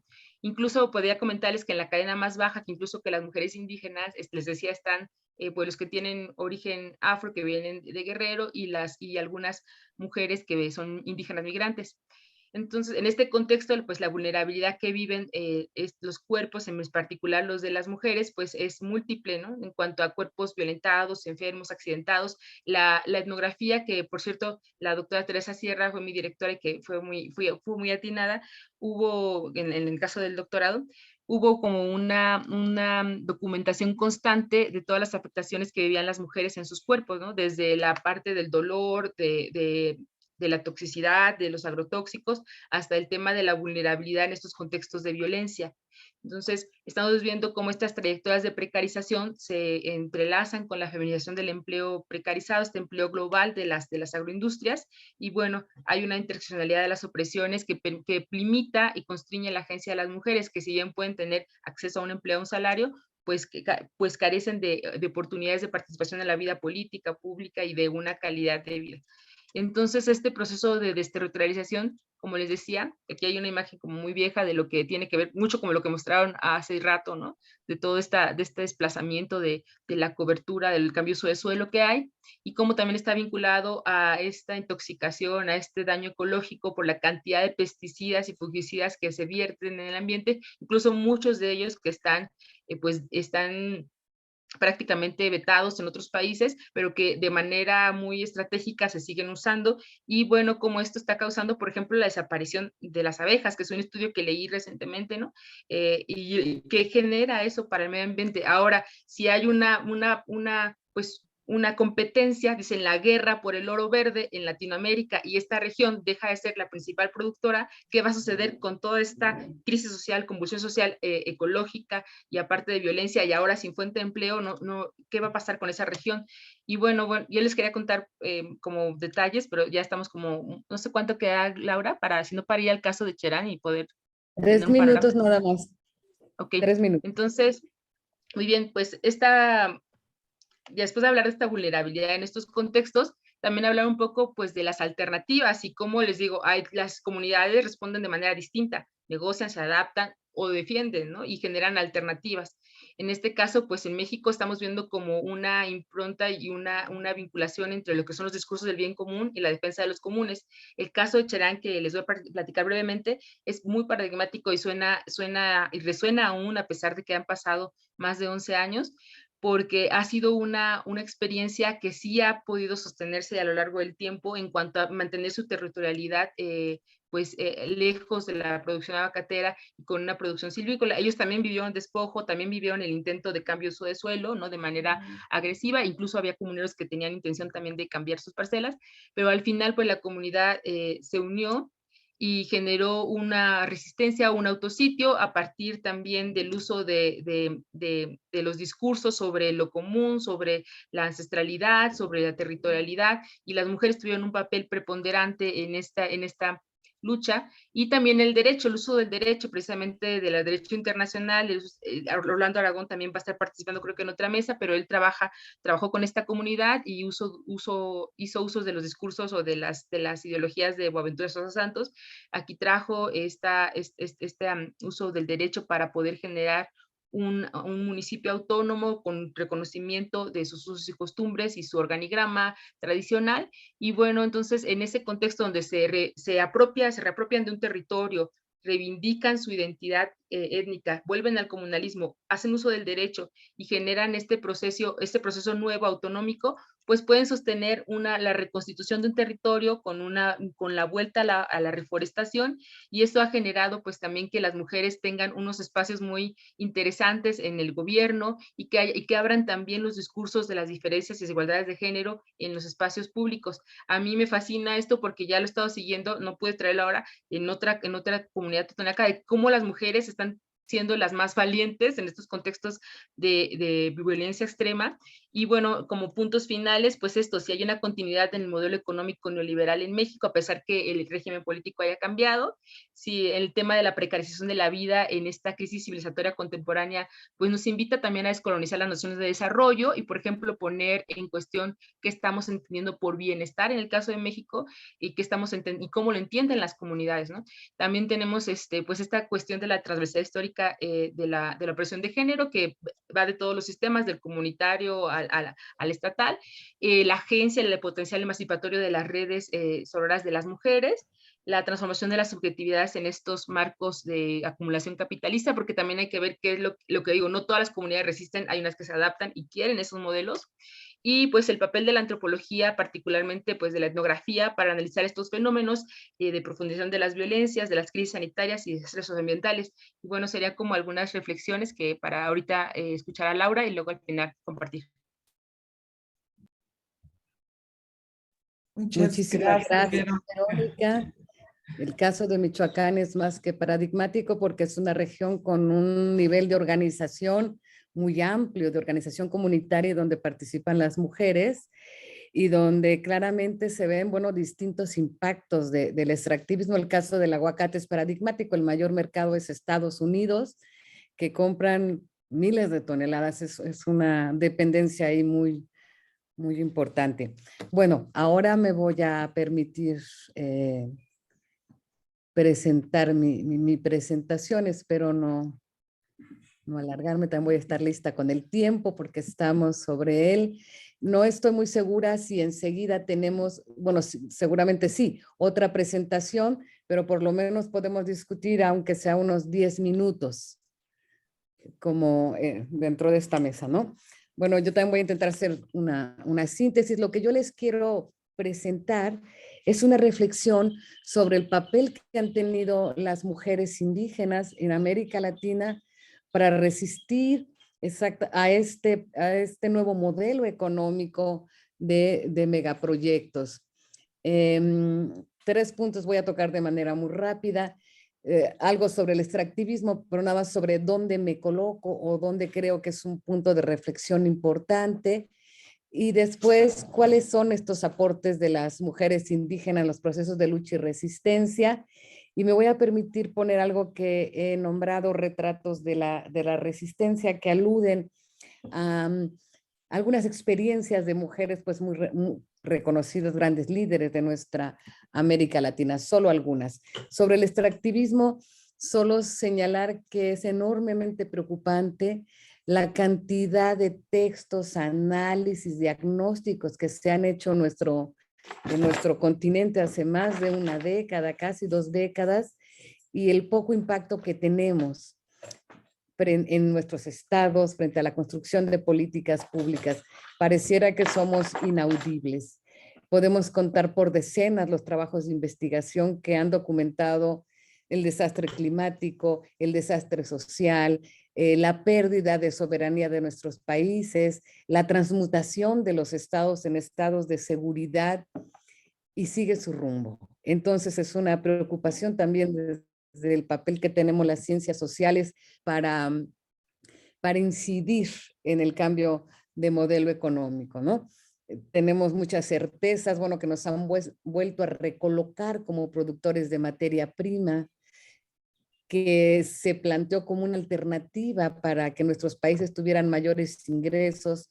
La CEPAL hace unos años, justamente en una de las evaluaciones sobre los megaproyectos, hablaba de la posibilidad de desarrollo, es decir, la entrada de recursos y que pudiera generarse algunos cambios, tal vez positivos, pero lo que hemos visto es que no es así, que se han creado enclaves y enclaves donde las condiciones climáticas se tornan casi irreversibles y con graves problemas en cuanto a la violación de los derechos humanos, los derechos del clima, de la naturaleza, de los pueblos indígenas, y se ha documentado también mucho el impacto para las mujeres. Yo lo que quiero plantear aquí es que no se trata, que no podríamos decir que hay un impacto, digamos, preferencial para las mujeres, sino que hay consecuencias que se agravan por la condición de género, porque el impacto es a todo el pueblo, a todas las comunidades y, por supuesto, al medio ambiente. Un punto que me parece importante señalar es que también debemos ubicarlo en la lógica de un nuevo pluralismo jurídico que se ha instaurado en el planeta, una nueva forma de garantizar estos emprendimientos donde, digamos, el nuevo actor económico y político en estos emprendimientos es, digamos, el derecho global corporativo. Es decir, hay un nuevo mundo del derecho que no emana del Estado, que está por encima incluso de toda la legislación en materia de derechos humanos, por supuesto de la legislación nacional que se ha ido adaptando y del derecho indígena. Entonces, este derecho global corporativo es el que decide los destinos de nuestros países por encima del derecho del Estado y de la soberanía nacional. Es decir, tenemos impactos profundamente graves, profundos y con poca incidencia en este caparazón del nuevo derecho global corporativo, que me parece que es importante también señalarlo y no dejarlo de señalar para ver de qué tamaño es el enemigo de nuestros territorios y nuestras sociedades contemporáneas. La segunda cosa que quisiera decir en términos de derechos de los pueblos indígenas es que ya teníamos grandes deudas del multiculturalismo que se instaló en América Latina desde la década de los 90 del siglo XX. Si bien había grandes avances en términos de reconocimiento de derechos, teníamos grandes brechas de cumplimiento. Es decir, no venimos de una etapa de jauja, venimos de una etapa donde sí ha habido reconocimientos, pero su cumplimiento es todavía una promesa, y ahora más que una promesa, digamos, hay un retroceso enorme por todo este nuevo escenario. Y estas deudas del multiculturalismo, estos nuevos despojos globales, pues han implicado sendos procesos de resistencia. Es decir, lo que quiero señalar es que ya no estamos en una lucha por el reconocimiento de derechos, por más normas. Estamos frente a una lucha que es profundamente defensiva, ¿no? ¿Cómo logramos detener estos emprendimientos? Entonces, parto de algunas premisas. La primera es que la participación política y la movilización de las mujeres en América Latina es histórica, tiene centurias, sin embargo, hay particularidades, ¿no? Una muy importante es que las reivindicaciones de las mujeres siempre, antes y ahora, forman parte de la reivindicación de sus pueblos y de su identidad, la identidad como miembros o integrantes de un pueblo. Y lo novedoso es que a esta participación política a favor de sus pueblos, en defensa de los territorios y su cultura, se suman las reivindicaciones con un carácter de género, de mujeres. Hay una discusión larga sobre los derechos de las mujeres, incluso en el propio movimiento indígena latinoamericana. Entonces hay que reconocer que sí hay una agencia, que son actoras políticas y que han ido, digamos, puntualizando esta agencia. Entonces podríamos decir que hay un punto de quiebre en la década de los 90, especialmente en México, en Ecuador, donde todas las discusiones sobre la creación de autonomías indígenas pasan por o están impactadas o se incorpora la dimensión de género, las demandas de las mujeres indígenas. También de la década de los 90 al 2020 tenemos 30 años, una nueva generación de jóvenes indígenas muy capacitadas, muchas de ellas con estudios universitarios y de posgrados en muchas disciplinas, sociología, antropología, economía, derecho. Y esto hace que haya también un grupo de líderes con propuestas muy interesantes, con reflexiones epistémicas muy profundas, que me parece que ese es el mayor aporte de las mujeres indígenas a este momento histórico. Ahora podríamos decir que es este último cuadrito en el siglo XXI, ¿qué es lo que tenemos en el escenario y qué es lo que se está discutiendo? Hay muchas formas de organizarse en contra de los extractivismos, en contra de lo que se ha llamado esta fácil neocolonial. Podemos hablar entonces de feminismos indígenas en plural. Todos conocemos a las mujeres que defienden un feminismo desde Abya o los feminismos comunitarios, los ecofeminismos. Y junto a esta forma de autoascribirse como mujeres indígenas desde una perspectiva feminista, de manera paralela hay otras luchas de las mujeres. Una es por acceder a cargos de representación en todos nuestros países, por tener una curul, por ejemplo, por ser presidentas municipales y otros muchos cargos. Y una característica que se comparte en este momento de movilización indígena en el continente y de las mujeres es que, al igual que las feministas, que esta última ola, esta cuarta ola de feminismos que nos recorre con las mujeres del pañuelo verde, etcétera, se ha puesto en el centro del debate la violencia sexual y los feminicidios. También en los emprendimientos de megaproyectos se ha hecho mucho énfasis en el impacto que tienen en los cuerpos de las mujeres, sea con trabajos precarios, sea con la apertura de mercados sexuales o con feminicidios. Es decir, hay una particularidad de cómo se está expresando la movilización de las mujeres indígenas. A partir de esto quisiera presentar algunos retratos, algunas fotos, imágenes de mujeres únicas, de líderes que han tenido un papel muy importante en la lucha contra los extractivismos y que adicionalmente proponen reflexiones epistémicas muy novedosas.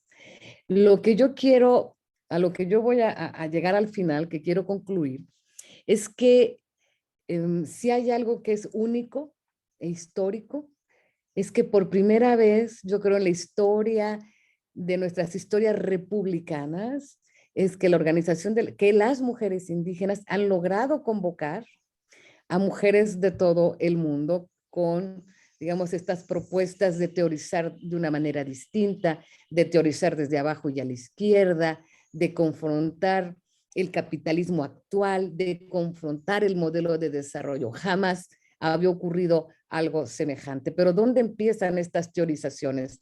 Y entonces estos retratos o imágenes de la resistencia de mujeres. La primera es de Lorena Cabnal, una feminista indígena maya, quechí y xinca pues de Guatemala, y que ha sido una de las promotoras de una teorización muy importante, que es la que tiene que ver con los cuerpos territorios, es decir, el primer espacio de defensa de las mujeres en nuestro continente es el propio cuerpo, en contra, sí, de las empresas, del gobierno, y incluido o incluidas las desigualdades que hay en los propios pueblos indígenas. Justamente a Lorena Cabnal se debe una de las reflexiones más interesantes que dice, no podemos ser esencialistas y pensar que los pueblos indígenas siempre han sido armónicos. También al interior de nuestras culturas hay exclusión, hay violencia, hay segregación y las debemos cuestionar. Y en términos más amplios tenemos que hablar de la situación que están viviendo las mujeres en estos contextos de no extractivismo. Es una reflexión teórica muy importante porque emana de un país que tuvo 3 décadas de guerra interna, donde la población indígena fue la más violentada, y entonces hay un proceso de recuperación de las identidades en Guatemala y una reflexiones y teorizaciones que tienen que ver con la cosmovisión, cómo logramos recuperar la cosmovisión de los pueblos indígenas, la armonía, y tiene que ver justamente pues con este escenario complejo que ha vivido Guatemala. Entonces Lorena Cabnal es uno de los retratos más extraordinarios de reflexión desde los pueblos indígenas, desde las mujeres en una apuesta por otros saberes. Un segundo retrato de resistencia y lucha es Berta Cáceres, que todos conocemos, que fue justamente asesinada en 2016. Esta mujer lenca de Honduras, que tiene una larga trayectoria como defensora de los derechos humanos y los derechos ambientales de su pueblo de origen, encabezó una lucha contra la instauración de un megaproyecto hidráulico enorme, Aguasarca, en las tierras sagradas de los lencas. Ella fue reconocida con el premio Goldman y este es un asunto interesante. Este premio surge justamente para reconocer a estos luchadores en defensa de la tierra y supondría que ayudarían en alguna medida a visibilizar las luchas y la defensa de los territorios, pero aún con todo esto, pues Berta Cáceres fue asesinada y es una líder que aún tiene, digamos, su espíritu se ha quedado en la lucha de los pueblos hondureños contra los megaproyectos, y para los pueblos indígenas de América es un referente importante. El tercer retrato que quiero poner es el de Betina Cruz.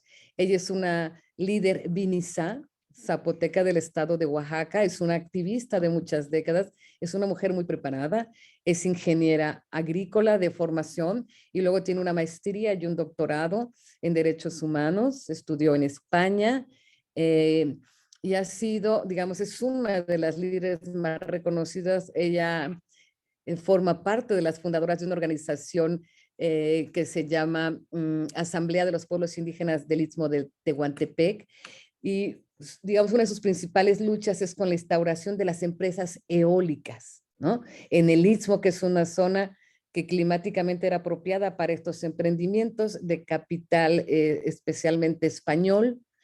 Es muy cercana al movimiento zapatista de liberación nacional, es una activista y también ha sido víctima de persecuciones, estuvo presa 3 años, tiene medidas de protección, medidas cautelares de la Comisión Interamericana de Derechos Humanos, y a pesar de todo este ambiente adverso y este costo social inmenso en su vida cotidiana, sigue participando activamente. Un cuarto retrato de resistencia es el de Ochi Curiel, que es otra de las líderes pues, más famosas de América Latina y teóricas reflexivas. Es, bueno, de origen dominicano, es dominicana, es teórica del feminismo, es de origen además afro, y que esa es otra vertiente muy importante en las reflexiones sobre los derechos de las mujeres. Además es una de las portavoces del movimiento autónomo lésbico, antirracista y decolonial. Se ha dicho de Ochi Curiel que ella encarna todo lo contrahegemónico y es una gran teórica. Hace poco estuvo en México, en Claxo, y decía, el feminismo, si estamos hablando de un feminismo contrahegemónico, no puede tener otro contenido que no sea anticolonial, anticapitalista y antipatriarcal. Entonces, digamos, aglutina todas estas reflexiones epistémicas desde lo indígena y lo afro. Un quinto retrato extraordinario, pues es el de Francia Márquez, actual vicepresidenta de Colombia, también afrofeminista, líder comunitaria, luchadora contra la minería ilegal en Colombia, defensora de derechos humanos. Ahora, afortunadamente, es una vicepresidenta, tiene ya un espacio de poder muy interesante y le ha dado o le dio a toda su campaña política, no sesgo, sino colocó la herencia afrodescendiente en su plan, en su postura política, ¿no? Frases como esta, soy porque somos, una frase maravillosa, inclusiva de la diversidad y retadora del status quo. O esta otra frase, estas dos pequeñas palabras también que sintetizan una herencia afrodescendiente, el vivir sabroso, gozoso, el procurar crear nuevas relaciones sociales. Creo que es una propuesta también muy interesante. Y la última frase que retomo de Francia Márquez, hasta que la dignidad se haga costumbre, que es muy potente. Entonces su presencia marca pues un cambio de rumbo, una posibilidad de instaurar una gestión gubernamental distinta, muestra las capacidades de las mujeres para estar en una vicepresidencia, visibilizar el racismo y las racialidades de nuestra América Latina. Entonces, esta es una imagen que nos da pues un enorme gusto. Y no podía dejar de poner, por supuesto, la de las brasileñas, los pueblos indígenas del Brasil, 2019, que yo estuve justamente en ese momento en este país, en Brasilia, y esa marcha de mujeres con 130 pueblos originarios, donde las mujeres eran las primeras actoras, es realmente interesante y muy potente. Una séptima imagen de mujeres indígenas, ya no individuales, las primeras fueron individuales, pero claro, esta de Brasil o la de Perú muestran esta colectividad de mujeres tomando la calle, demandando, denunciando los abusos y el despojo de sus territorios y luchando por un derecho que se ha convertido como en el derecho madre, que es justamente el de la consulta previa, libre, informada, de buena fe, con pertinencia cultural, pero como hemos visto en todos nuestros países, no se cumple, se ha banalizado este derecho que pareciera ser el derecho madre. También las mujeres denuncian en todo el continente cómo se han construido enclaves y secuelas sobre los que no me da tiempo de profundizar, pero me parece que son muy profundos. Y esta última imagen está un poco pixeleada, pero me parece que también es muy potente y es lo que yo les decía hace un momento, cómo las mujeres indígenas, como se dicen las zapatistas, las más pequeñas, las de abajo, las más vulneradas, han logrado organizar varios encuentros de mujeres. Hubo uno previo, que era un encuentro nacional de mujeres indígenas del EZ y del Congreso Nacional Indígena, convocando a las mujeres que luchan. Después se hicieron ya 2 encuentros internacionales, uno que fue en 2018 en Chiapas y uno que fue el 2019, que reunió a 6,000 mujeres.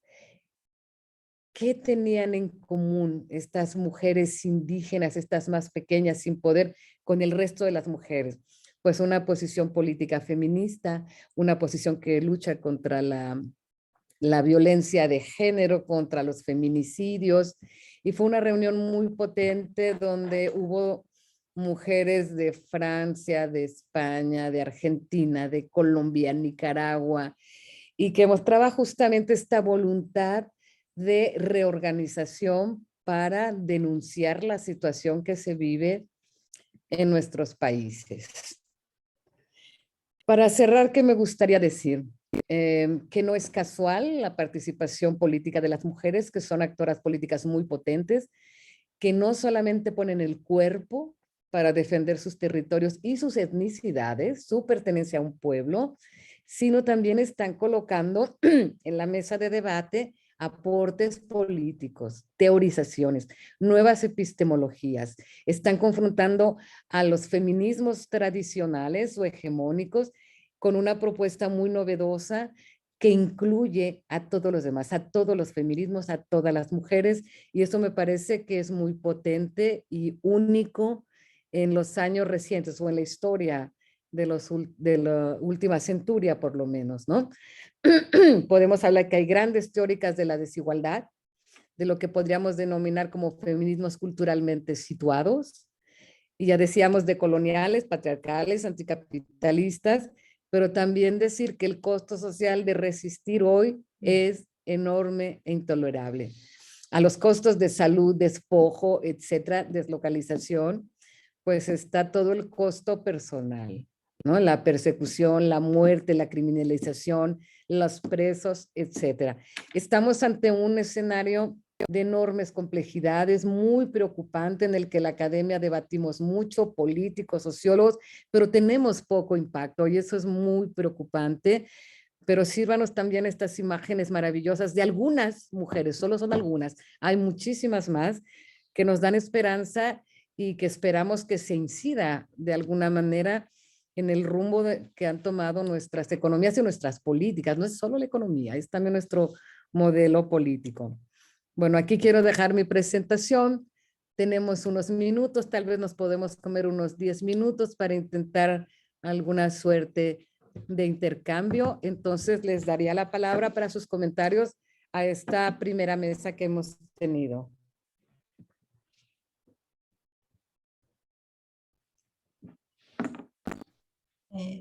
Laura, perdón, Andrea me pidió que pediera disculpas porque ela teve que sair porque tiene que dar clases ahora a las 2 y hay deslocamento para la universidad, ¿ok? E ela sugeriu que a gente amanhã começasse 15 minutos mais temprano para hacer la discusión. No sé si están de acuerdo.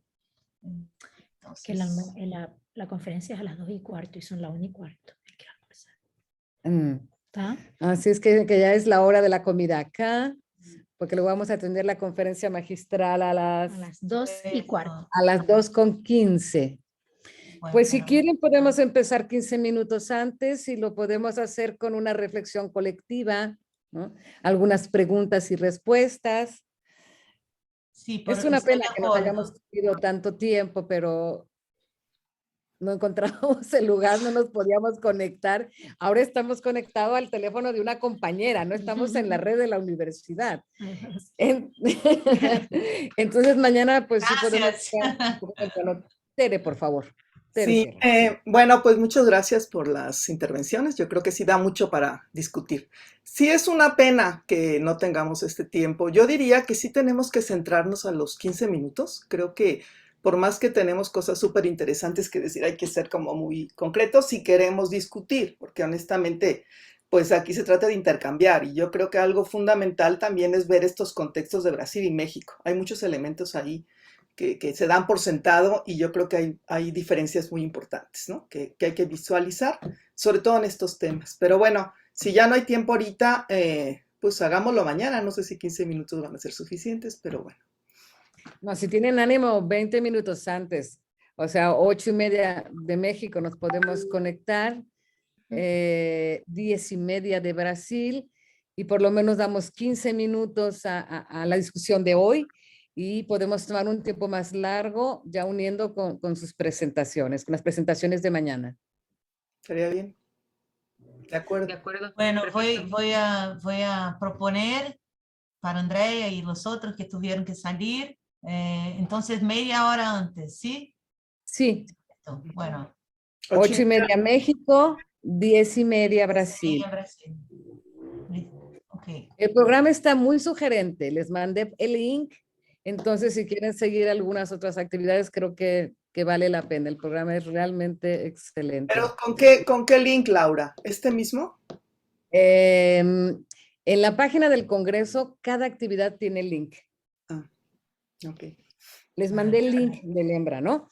Y ahí cada actividad está asociada a uno. Y también está teniendo transmisión al vivo de cada una de las actividades por el YouTube de NAVI, N-A-V-I, que es un grupo de pesquisa aquí de antropología audiovisual. Ahí en la misma página del programa de Embra está el link al YouTube. Por ejemplo, ahora la palestra de inicio va a ser transmitida y la mesa de las 3:30 también. ¿Los GTs no? ¿O sí? Los GTs No. también están siendo transmitidos al vivo. ¿Este también? Sí. Ah, Sí. Vamos a ver. ¿Es No, no. Cristina Eumichen que está ahora, que va a hacer la conferencia? Sí, y hay una mesa que puede ser sugerente que, acabando la de Cristina, que es justamente sobre debates epistemológicos, ¿no? Podemos hablar de la antropología comprometida o cómo podemos hablar, qué podemos decir de los trabajos que estamos haciendo en temas como este.